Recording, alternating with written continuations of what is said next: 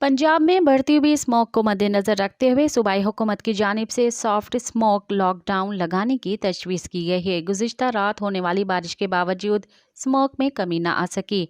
लाहौर अब भी आलूदा तरीन शहरों की फहरिस्त में पहले नंबर पर है।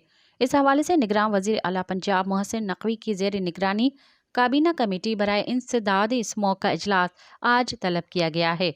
ज़रा के मुताबिक स्मोक की रोकथाम के लिए सूबाई महकमों ने सॉफ्ट स्मोक लॉकडाउन की तजवीज़ तैयार कर ली है। जुमे को स्कूल, कॉलेज, यूनिवर्सिटीज़ और हफ्ते के रोज़ मार्केटें, जिम, सिनेमा और फैक्ट्रियां बंद करने की तजवीज़ है। मज़ीद ख़बरन ऐं तफ़सीलात लाइ विज़िट कयो असांजी वेबसाइट www.awamiNewsHD.com ऐं ॾिसंदा रहो अवामी न्यूज़ HD।